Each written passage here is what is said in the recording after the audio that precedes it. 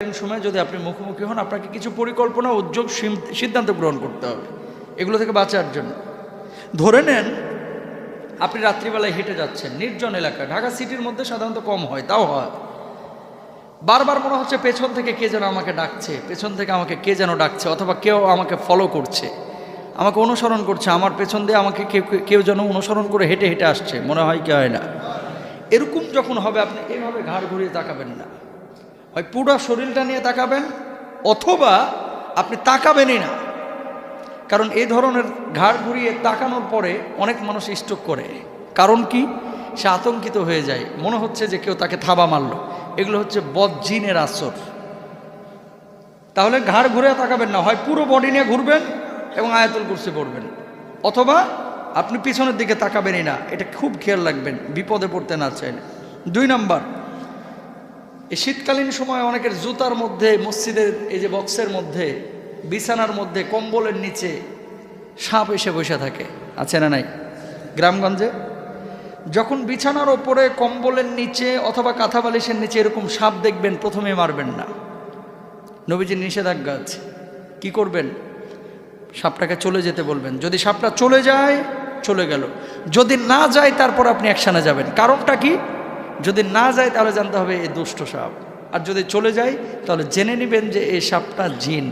কারণ জিনেরা 2টা রূপ খুব পছন্দ করে, একটা হচ্ছে বিড়ালের রূপ আর একটা হচ্ছে সাপের রূপ। কথা বুঝতে পেরেছেন? প্রথমে মারবেন না, সুযোগ করে দিবেন।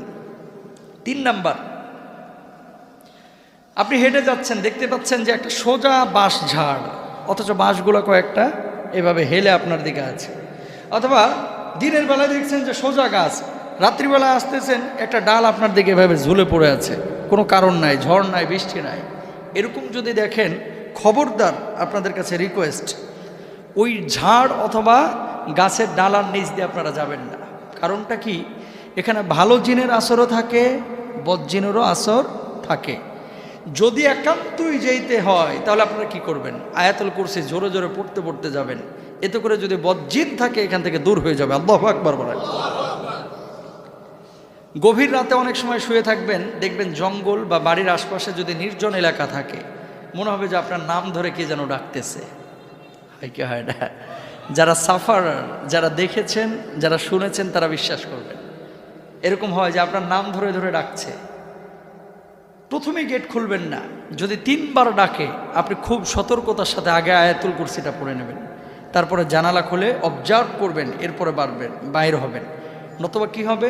বের হয়ে গেলেন, 1 ডাকের পরে বদজিনের আসর হবে, শয়তানের কুমন্ত্রণা হবে, আপনার উপরে বাতাস লাগবে, আপনি ক্ষতির সম্মুখীন হবেন। এটা খেয়াল রাখবেন, এগুলো জিনদের কাজ।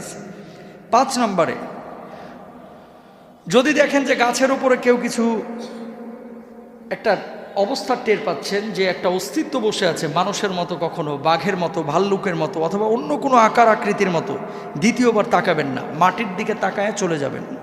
6 নম্বর, ঘরে ঢুকেছেন, ঢোকার পরে দেখছেন যে আপনার মতো কাউকে আপনি দেখেছেন। হয় কি হয় না? ঘরে ঢোকার পরে আপনি দেখছেন যে আপনার মতো একজন কি চেয়ারে বসে আছে, অথবা মনে হচ্ছে যে বিছানার উপরে কে যেন শুয়ে, আপনার বাবার মতো, আপনার মতো।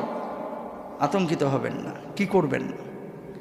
আপনি চোখটা বন্ধ করে ফেলেন, চোখটা বন্ধ করে জোরে করে একবার আয়াতুল কুরসি পড়ে ফেলেন, দেখবেন যে এই ভয় কেটে যাবে এবং যদি জিনের আসর থাকে দূর হয়ে যাবে। আল্লাহু আকবার বলেন।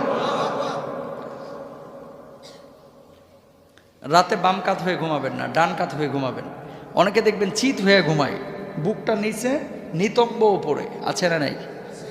যত আপনি চিত হয়ে ঘুমাইবেন, বদজিনের আসর তত আপনার উপরে বেশি আসবে। কারণটা কি?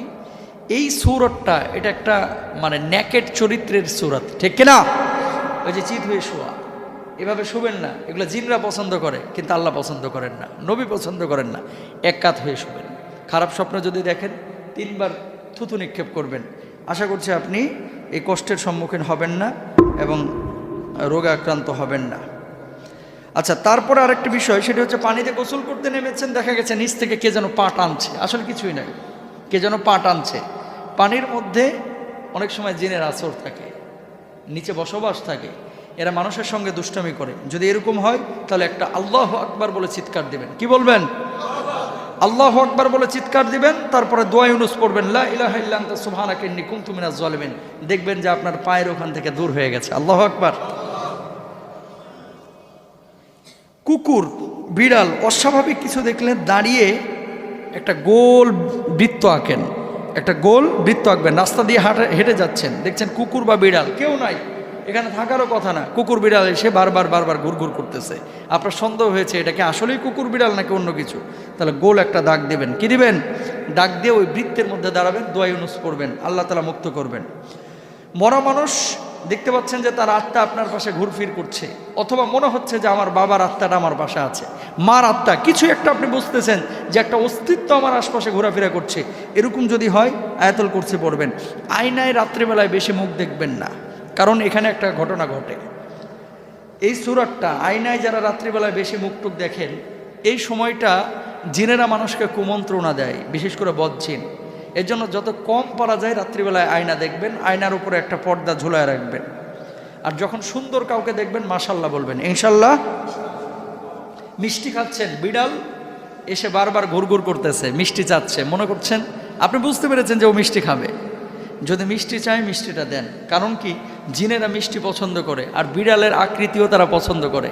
যদি দেখেন বিড়াল বারবার ঘুরঘুর করছে আর আপনার মিষ্টি খাওয়াকে ডিস্টার্ব করতেছে, পায়ে মুখ দিচ্ছে, পেছনে মুখ দিচ্ছে, হাতে মুখ দিচ্ছে, তাহলে মিষ্টি একটা দিয়ে দেন। যদি খাওয়ান আপনার ক্ষতি হবে না, আর না খাওয়াইলে যদি মারধর করেন ক্ষতির সম্ভাবনা আছে, এটা মাথায় রাখতে হবে। গর্ভবতী মা বোন যারা রয়েছেন মাগরিবের সময় বাইর হবেন না, রাত 12টার সময় বাইর হবেন না, খুব দুপুরবেলা বাইর হবেন না। এই 3টা সময় জিনেরা বেশি বিচরণ করে। কথা বুঝতে পেরেছেন? মা বোনদেরকে এটা জানায়া দেবেন। বেশি রাগ করবেন না, রাগ হচ্ছে আগুনের বৈশিষ্ট্য। মাটির বৈশিষ্ট্য কি? নমনীয় হওয়া, বিনয়বত হওয়া। কথা বুঝতে পেরেছেন?